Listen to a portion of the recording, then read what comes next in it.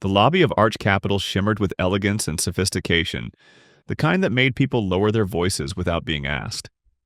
Pale limestone climbed the walls. Live greenery punctuated the sitting areas like curated intention. And everything, from the soft click of heels on tile to the opening of glass doors, moved with the practiced rhythm of a place that worshipped appearances. Even the light seemed filtered, as though it had filled out a form before being allowed in. Amara Thompson paused just inside the turnstiles and folded her fingers around the strap of her tote. She was professionally dressed in a cream-sheath dress under a light camel blazer. Long black hair draped her shoulders. She carried herself like someone who had measured the space and decided to belong in it, not because it would let her, but because she had work to do. At reception, a woman with an immaculate bob smiled in a way that wasn't quite friendly. Welcome to Arch Capital, Miss Thompson. Badge pickup is to your right. I'll have it meet you on 21. Thank you. Amara's smile reached her eyes. The 21st floor opened into a bullpen separated by glassed-in conference rooms. People dressed to be photographed rather than to be comfortable. Slim suits, silk blouses, conservative colors, and expensive watches. Image here wasn't a vanity, it was currency. A few heads lifted when she arrived. Most returned to their screens. A cluster of analysts sat shoulder to shoulder at a corner pod, murmuring over spreadsheets. Amara approached them with easy confidence. Hi, I'm Amara Thompson, new project analyst. I'm supposed to join Strategic Integrations. A woman with blonde hair glanced at Amara before offering a tight smile. I'm Stacy, and we are Strategic Integrations. Stacy tipped her chin toward an empty workstation near the printer. That one's yours. IT left login instructions on your desk. Thanks. Amara set her tote down and used the instructions to get logged in, and waited for the system to recognize her. After a minute, she tried again. Still nothing. Do I need a repository link or shared drive path? Dalton, a guy in a navy shirt that could have used steaming, lifted a shoulder. The name's Dalton. You probably need senior permissions. Takes a while. IT can help. Stacy clicked her mouse without looking up. They're often busy. Amara nodded as if that answer was helpful. She emailed IT, HR, and the project admin with a single clear request and a thank you. A senior partner breezed into Amara's cubicle, introduced himself, and dropped a thick 3-ring binder onto her desk. Amara, welcome to the firm. Take a crack at this. We need a rebuild of our integration tracker.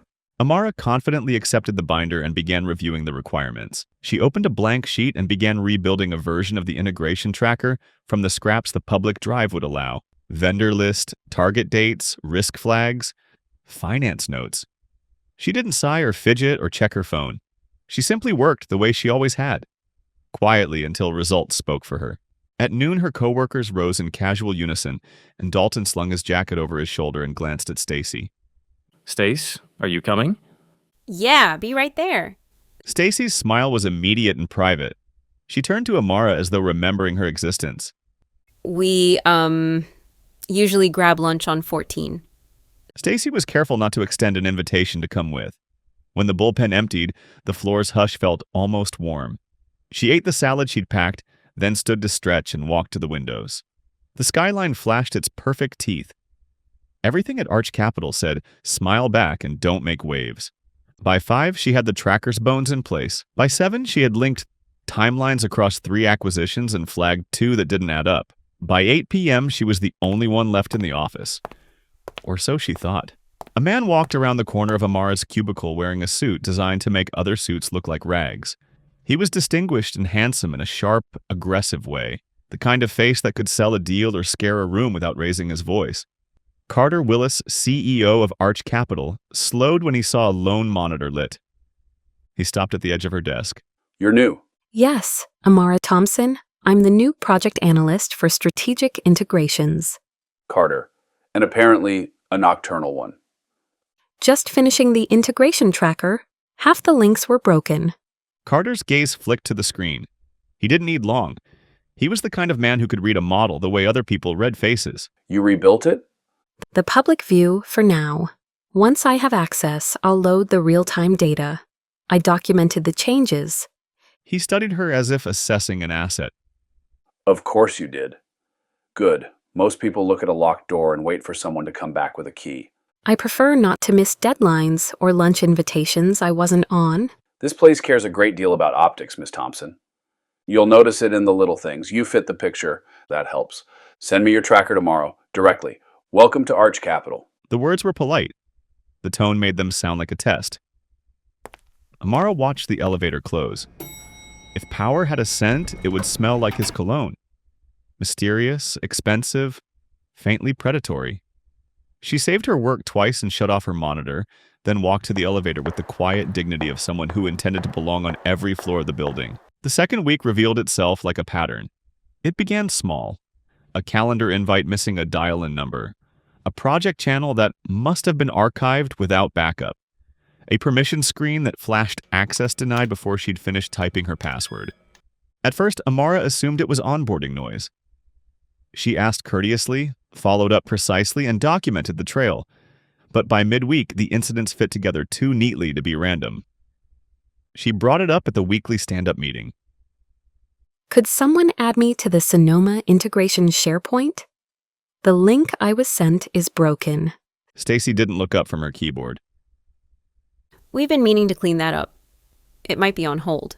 The board wants weekly Sonoma updates. It can't be on hold. Dalton leaned back, lacing his fingers behind his head. You're new. There's context. Then share the context. Stacy's smile was gentle and impenetrable. We'll take it offline. Stacy never followed up after that. That afternoon, Amara found her laptop's sleep settings reset and her desktop folder empty. IT told her they had no record of a wipe. HR told her that if she felt excluded, she should consider a mentorship program.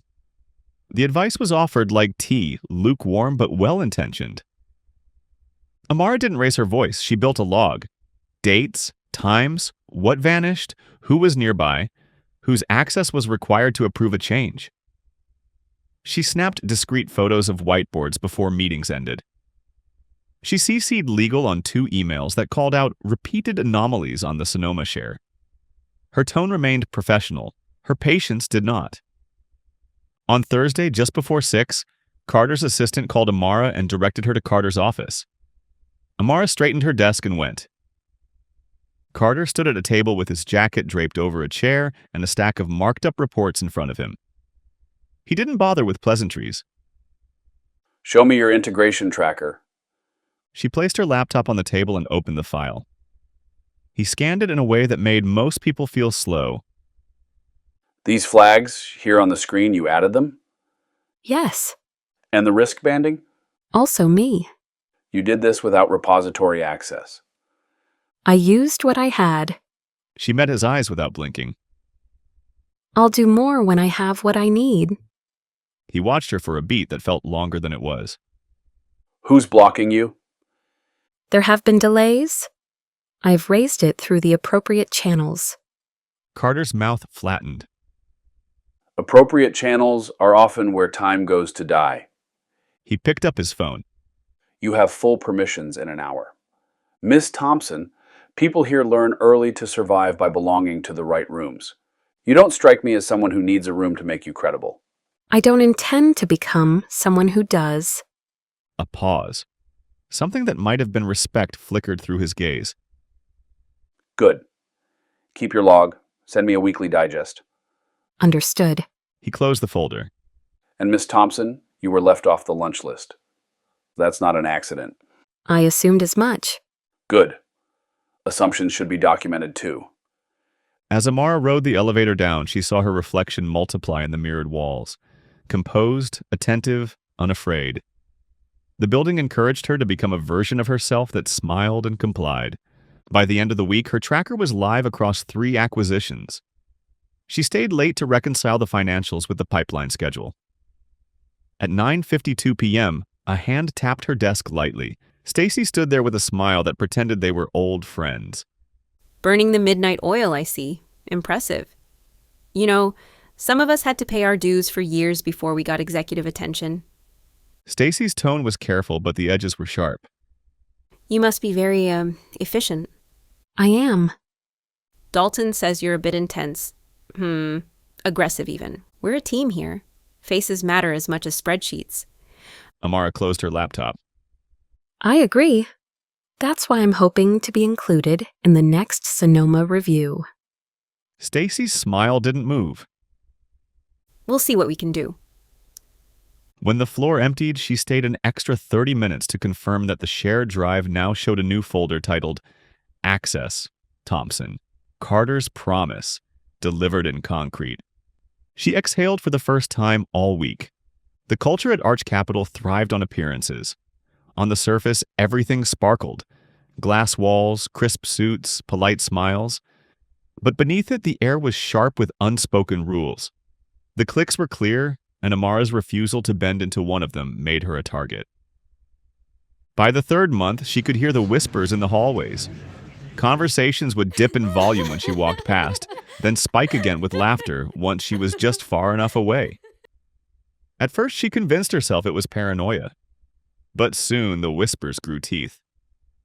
One Monday morning, Amara walked into the bullpen and found her chair missing. It had been rolled into the copy room, as if she didn't deserve her place among the others. She dragged it back without a word, straightened her skirt, and logged in. Hours later, she returned from a client call to find her integration model renamed amateur_tracker.xlsx. Dalton smirked as she stared at the screen. Guess someone thought it needed rebranding, huh? Amara said nothing, though her pulse pounded. She opened a fresh file and began again, careful to note the incident in her private log. At lunch, she passed Stacy and Dalton in the cafeteria. Their voices carried just far enough to be heard. Look at her. Always walking around like she owns the place, like she's above the rest of us. Give it time. People like her don't last long here. Not when they don't know how to play the game. The annual Arch Capital Gala was more theater than celebration. Gold uplighting cast a warm glow across the marble ballroom, while crystal chandeliers splintered the light like prisms. Investors and employees mingled in gowns and tuxedos, each smile rehearsed, each compliment calculated. Amara arrived in a sleek black gown, her hair falling in soft waves over her shoulder. She looked every bit the professional she wanted to be, though her nerves prickled beneath her composure. Stacy and Dalton had already circled her twice that evening, their words dipped in honey and poison. That's a daring dress, Amara. Not many analysts would risk standing out quite that much. Is there someone here you're hoping to attract attention from? Then again, when the CEO can't take his eyes off you, I guess boldness pays. Amara met their smirks with a calm glance. Boldness is doing the work that others can't. The dress is just fabric. She left them standing by the hors d'oeuvres, their amusement fading.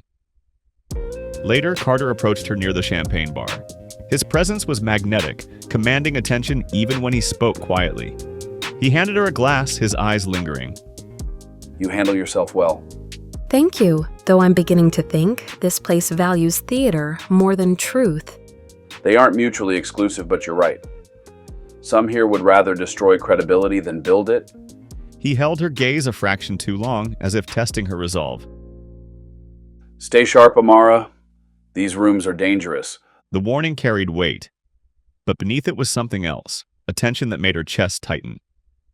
She left the gala unsettled, both wary of Carter and drawn to his watchful presence. By spring, the whispers had sharpened into accusations. The subtle jabs were gone. Stacy and Dalton now worked openly to undermine her. Amara walked into the office one morning to find conversations halting as she passed. Later, in the break room, two junior analysts whispered, not realizing she was nearby. Stacy said she saw Amara having dinner with Carter. Imagine, an analyst, dining with the CEO. Guess we know how she's really climbing the ladder. The words landed like stones, but Amara forced her face into neutrality. To fight would be to confirm. Instead, she documented the incident in her log. That evening, Carter summoned her to his office. He stood at the window, the city glowing behind him. I hear the chatter. Then you know it isn't true. His gaze flicked to her, sharp and calculating. Do I? She straightened, meeting his eyes. I've done nothing but my work. If people want to diminish it with lies, I can't control that. But you can. You think I should silence them? I think you should decide whether truth matters here. Amara turned to leave, but as she left, she couldn't shake the unease. He hadn't denied the rumors. he had only admired her for surviving them. The breaking point came in June. Amara uncovered a major discrepancy in the marine acquisition that would have cost Arch Capital several $1,000,000. She presented her findings in the executive meeting with confidence, laying out the evidence step by step. Carter listened intently, occasionally interrupting with sharp questions that only highlighted her precision. When she finished, the room fell silent. Then Carter spoke. Miss Thompson has just saved this company a fortune. Effective immediately, she will lead all integration projects. The announcement landed like a hammer. Stacy's face went pale. Dalton shifted in his seat, his jaw tightening. Amara felt a bloom of fierce satisfaction. The same people who had whispered and sabotaged now had to watch her rise. Back in the bullpen, Stacy approached her desk with a tight smile. Congratulations. This will be a big learning curve for you, Amara. I'm ready, and we're making immediate changes. Dalton's brow raised. That's heavy-handed. If you're doing the work, you'll love it. Ugh, you'll clog the pipes with all this change. Or we'll flush out the blockages. Either way, the changes are here. The changes will stay. Stacy's eyes narrowed. Amara turned back to her computer, her expression serene. She wasn't interested in revenge for its own sake, but she couldn't deny the satisfaction of watching Stacy squirm. The first week under Amara's lead was tough. Amara worked until the office emptied every night. She corrected Dalton's numbers twice without public shaming, then sent him a note. I know you're capable. Let's show it. On Thursday, a rumor about her began to move. Quietly at first, then with a certain wet gleam. Stacy did not start it in an obvious way. She simply told someone at coffee that Amara was very close to the CEO and wondered aloud whether it was good for team cohesion. By afternoon, 2 comments appeared in a chat thread. New lead's already the sweetheart of the executive leadership, and must be nice to have opportunities just handed to you. The words were cruelly judgmental. As time went on, Amara grew more and more frustrated with Dalton's lack of cooperation. Dalton, your portion of Sonoma missed the deadline by 2 days. You're no longer leading this project. You'll pass along everything you have on this project to Alex, who will get it done. You'll be Alex's assistant and support her until it's finished. Dalton was flushed with humiliation and anger. I had other priorities. Then your priorities weren't ours. We fix it now. Amara let silence do its work before spinning around and walking away. Dalton was left speechless and humbled. That evening, Carter appeared in the doorway of her glass-walled office while she was packing her tote. He didn't come in. He only watched her for a long moment and then said, You reorganized a department in 5 days. Wow, that's rare. I had authority. That's rarer. Carter's expression shifted. Approval, yes, but also something that took stock of her. How are you handling the pushback from your team? I'm not here to be liked. Good. Hold true to that. As he turned away, she felt the now familiar pull of something between caution and curiosity. He did not play fair. He was feared in his industry, and he had just asked a woman like her to carry a title that would make her a target. He would not have done that without calculating the risk. Amara rode home thinking of all the tightropes power asked you to walk. She was learning to look forward without losing her balance. That evening, Carter invited her to dinner again. The setting was different this time, a quiet, upscale restaurant away from curious eyes. Over wine, Carter swirled his glass and studied Amara with the precision of a man making calculations. Congratulations, you've stabilized a turbulent function. Not many could have done that without bleeding out. The waiter took Carter's and Amara's dinner order before leaving the two to continue their conversation. When they were alone again, Carter leaned back, studying her with interest that was not entirely professional. Miss Thompson, you strike me as someone who understands leverage. Let me be precise with you. Please do. Precision saves time. There is one firm we don't outperform consistently: Black Data. They are building something we cannot model from the outside.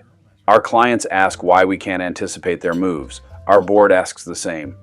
I can put you inside, and officially it would be an internship through a leadership pipeline, but in reality, it would be executive access without the title. You would observe, you would learn, you would report back to me. Quietly, covertly, of course. He said it calmly, as if suggesting a different route home. But the room shifted, the way rooms do when a storm moves closer. You want me to spy? I want you to survive and to win. I'm not naive. I know what happens to people here who don't choose the right rooms. They're labeled not a fit. Then they're gone. Carter's expression didn't change. This would buy you something we both know you've earned: protection. When you return, you would not come back as a chew toy for your colleagues. You would come back as a director, and I would stand between you and anyone who forgot who you are. She let the words sit. The harbor lights blinked again. She could hear the piano in the lobby, the notes faint and melodic, as if to provide the perfect soundtrack to her contemplation. And if I refuse? Then you remain where you are, talented but vulnerable. An arch capital doesn't protect the vulnerable. Carter swirled his wine before taking a measured sip. Amara's pulse quickened. She thought of Stacy's rumors, Dalton's sabotage, the cruel laughter in the halls. She thought of the pages of her journal where she had promised herself never to cross her morals. I won't harm people who trust me. I won't cross my own lines to prove I belong in your company. Then don't. Don't cross your lines. Learn how they build what they build. Tell me where they see around corners. Tell me what they know about people that we don't. His eyes were intent. And if I go and I want to come back or change my mind, Then we'll renegotiate. Amara almost laughed in disbelief. ha, of course we will. Amara, you are too good to waste on a team that resents your existence. Let me give you a runway. Use it however you choose. The waiter arrived with their entrees. When Carter poured her another glass of wine, his wedding band flashed under the chandelier. It was a detail Amara did not ignore. Carter inclined his head as if she'd passed a test he respected. I need 6 months. You'll have a contact at Black Data's talent team by morning. The cover is a rotational program for high potential talent. It's clean. It will hold. After the two finished their dinner and parted ways. Across town, Carter sent a single email to a private address. She's in. He set down his phone, feeling the familiar satisfaction of a plan clicked into place. He did not doubt that Amara would bring him what he needed. He also did not yet understand that the only thing he couldn't control was the one he had just set in motion. The moment she stepped into another company and recognized herself there. The days at Black Data were busy, filled with project reviews, deadlines, and client meetings. Yet Amara felt an undercurrent moving beneath the surface of her ordinary days. Though he worked at Arch Capital, not Black Data, his presence reached her through carefully chosen gestures. A package arrived at her apartment one evening. Inside, a silk scarf in a muted rose hue. No note. Another day, a rare leadership book appeared on her desk, out of print, bound in leather. No signature. Amara knew exactly who they were from. That evening, her phone buzzed. She hesitated before answering. Amara, tell me you received the book. I did. You shouldn't have. I wanted to. I've read it 3 times. Every page reminded me of you. Precise, steady, unwilling to bend. You have steel in you. Steel doesn't mean I'm for sale. Not for sale. Admired, don't confuse the two. Amara ended the call, her pulse racing. She hated how his words seeped into her thoughts, whispering of power, of ease, of safety, and she hated even more that a part of her wanted to hear them again. The next morning, Elaine Richards leaned against the doorway of Amara's office. A seasoned professional, Elaine had the kind of presence that quieted a room without raising her voice. Amara, we need to talk. Something's pulling you off balance. I've seen it before, the distraction, the way your eyes go somewhere else. What's going on? It's Carter. Carter Willis? You mean the man who devours companies before breakfast? Yes, he's been persistent. Elaine crossed her arms and leaned in closer. Persistent how? He calls me several times a day. He sends me gifts to the office and to my home. He compliments me in a way that isn't professional. I keep telling myself I'm strong enough to ignore it, but... Amara's voice faltered. But what? Part of me doesn't want to ignore it. He's powerful, Elaine. He makes me feel seen. Like I could stop clawing my way up the ladder and just breathe. Elaine let the silence hang for a beat before speaking, her tone both firm and compassionate. He doesn't see you, Amara. He sees what he wants to own. If you let him open that door, he won't stop until you belong to him. Don't confuse admiration with control. Trust and believe that if you didn't have something that he wanted that he could use, he wouldn't be this persistent. He wouldn't be risking his marriage, his family. This is a no-go situation, Amara. Do you understand me? Amara nodded, though deep down, she wasn't sure she believed it. When the invitation came, Amara stared at her phone for a long time. Dinner at one of Carter's private homes. Every instinct told her to refuse. Instead, she found herself typing yes. She told herself she was curious. Curious to see how the mega wealthy lived. Curious to test if his interest was real. She told herself she could resist. The house was breathtaking. The home was expertly decorated. Priceless art adorned the halls. Sculptures stood sentinel by the wide staircase. Carter greeted her in a dark suit, no tie, his smile warm but edged with something sharper. Welcome. I wanted you to see how life feels when the fight is over. It's beautiful, but beauty doesn't make it right. Right is subjective. Comfort, freedom, those are real.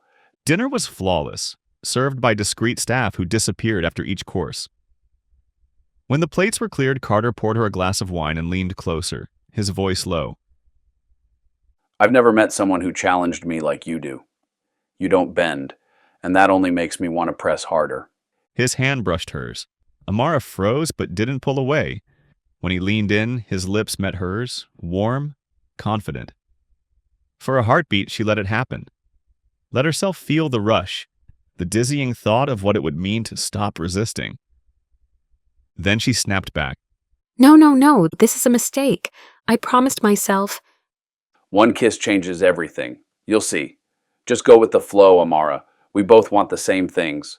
She left soon after, her heart pounding.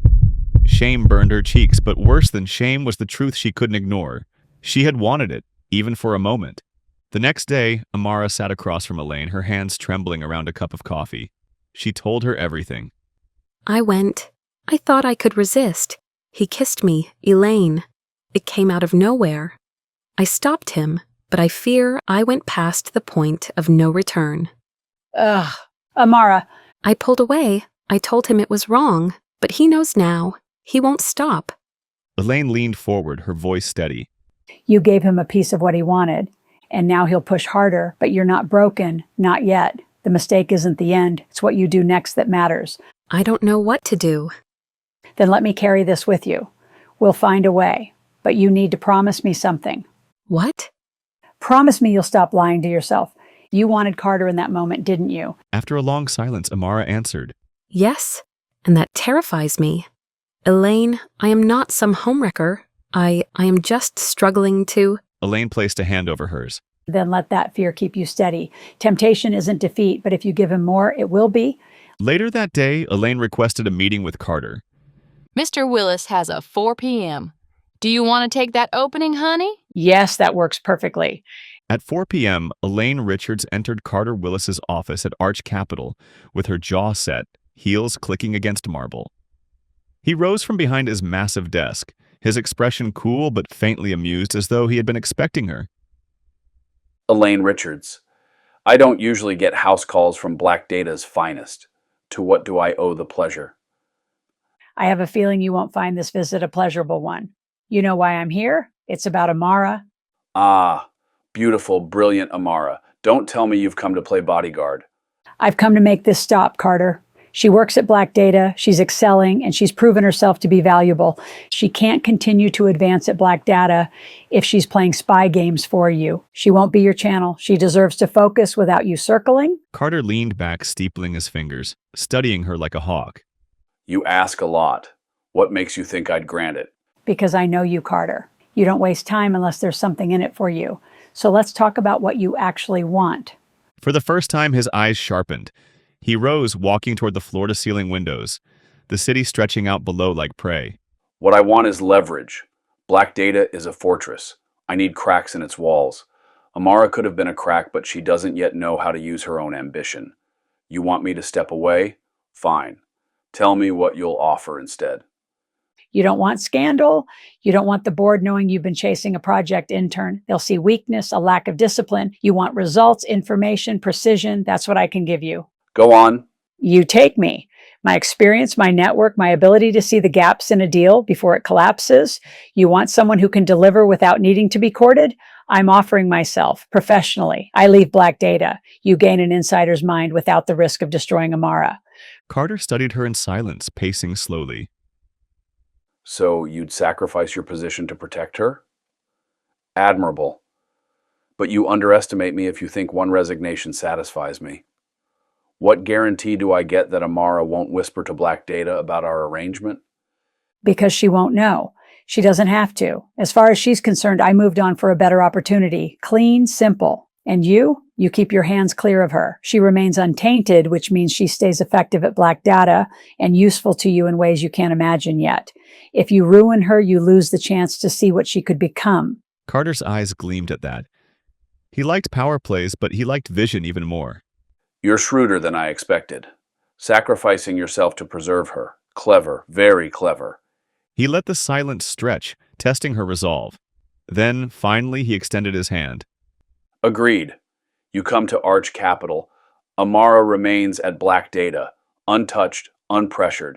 That's the deal. Elaine clasped his hand, her grip firm. Done. But if you so much as breathe down her neck again, I'll burn this entire house you've built to the ground. Carter's smile was thin and wolfish, but there was respect in his eyes now. Then we understand each other. That night, Elaine returned to Black Data and found Amara still at her desk. She placed a reassuring hand on her shoulder, hiding the weight of the bargain she'd just made. You're safe now, Amara. Focus on your work. Leave the rest to me. Amara nodded, grateful, never suspecting that Elaine had just traded her own career for her freedom.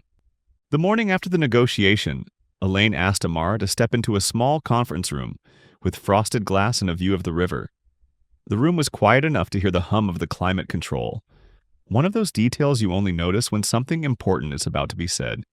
Sit. I want your full attention when I tell you this. You have it, Elaine. What's up? Good. You're going to hear that I've accepted an offer elsewhere? That's true. I'm leaving Black Data in 2 weeks. What? You're leaving? Yes, I'm moving to Arch Capital. Why? Because of me. Because of the work, and because sometimes the best way to guard something is to remove the target from the field. Listen carefully, Amara. Your path forward is clear if you keep your center. I don't understand how this keeps me safe. It creates clean boundaries. I'll be on the other side of the table so no one can claim you're an extension of me. Carter will honor the deal. We both concluded it in terms he respects. Value for value. But you're the value. He traded you for my freedom. I traded myself, and that's not martyrdom. It's strategy. I can handle Arch Capital politics. You shouldn't have to. Not now. This is a lot to accept. It feels like a victory I didn't earn. You earned the right to do your work without being hunted. Look at me. Amara lifted her eyes. You're tempted by ease. That's human, but you're built for difficult things. You don't run from them, you do them clean. That's why I'm doing this, because I can already see who you'll be in 5 years. But only if the playing field is fair. Amara exhaled slowly. Ugh, what do I do for the next 2 weeks? You'll shadow me. I'll hand you 3 key relationships, and you'll learn as much as you can before they hire my replacement. And one more thing. Yes?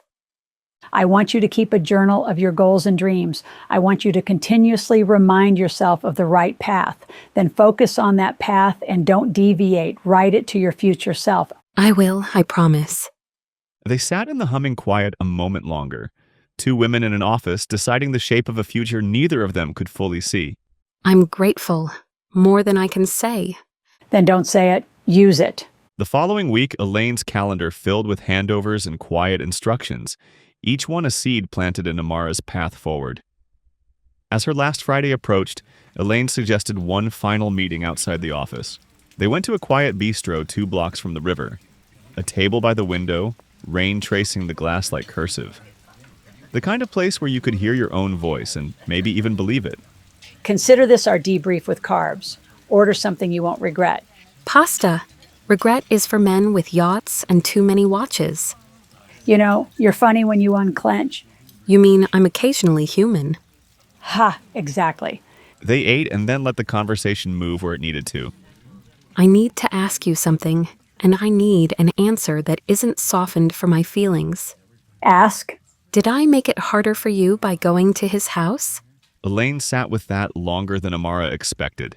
You made it urgent, but I already knew where this was going. Carter is a machine that prefers precision to mess. You are not a mess. You are a variable he wanted to solve for. The kiss gave him proof of concept. The deal put him back in the language he respects. Transactional.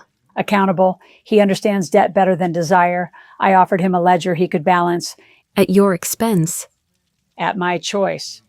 I need you to stop seeing me as broken open for you. I chose this because I can hold my own on his field and because I believe in you on yours. What if he changes the rules? Then we'll change the game. I won't always be able to pick up when you call, but I'll never be far. That sounds like a lyric. It's a promise. They paid, they lingered, they walked back under one umbrella. Outside Amara's building, the rain slowed to a hush. They hugged, and Amara felt the strange, necessary ache of outgrowing a stage of her life. Go be excellent. Let excellence make the noise for you. The week after Elaine's departure was one of the strangest in Amara's career. The office looked the same, the projects continued, and yet everything felt different. Elaine's absence was a gap Amara could feel like missing scaffolding, and she wasn't sure if she could stand as tall without it. On Tuesday morning, a package arrived at Amara's desk. A small velvet box, no note. She stared at it for a long time before finally opening it. Inside lay a diamond bracelet, elegant but heavy with implication. Her stomach nodded. It was from Carter. Amara closed the box with a snap and sat very still. Elaine's words echoed in her mind. She opened her laptop, drafted an email, then erased it. Drafted again. Erased again. Finally, she picked up her phone and dialed the number she knew by heart. I see you received my gift. Return address? Straight to the point. You're learning. I don't want it. Don't lie, Amara. You may not wear it, but part of you wanted to open that box. You're right. Part of me wanted to. And that part is finished now. Send your gifts to someone else. We had one evening. It won't happen again. Why so cold, Amara? Elaine's hand in this, I assume. Elaine showed me I don't need anyone's hand. Not yours, not hers. I'm done being tempted. She hung up before he could reply, her hands trembling, her pulse racing. It wasn't that she didn't feel the pull, she did, but she'd chosen to resist. And for the first time, she felt like the choice was hers, not his. By the end of the quarter, Black Data was buzzing with news. A new director of acquisitions had been appointed. The official announcement spoke of bold strategies and transformative leadership. The name was Giselle Thorne. Her resume gleamed with sharp accomplishments. High-stakes mergers, hostile takeovers, and restructures that left entire departments quaking. Her photo showed a woman with auburn hair, an elegant smile that never reached her eyes, and a gaze that seemed to measure you before deciding whether you were useful or disposable. Amara read the announcement twice, an unease settling in her chest. Something about Giselle's presence on paper felt scary and intimidating. That afternoon, the office gathered for introductions. The glass boardroom filled with the usual murmurs, ties straightened, skirts adjusted, perfume clouding the air. The door opened and Giselle entered. She wore a perfectly cut suit that announced confidence without needing a word. The room quieted instantly. Good afternoon. I'm Giselle Thorne. I've admired Black Data from afar for years, and now I look forward to shaping its future with all of you.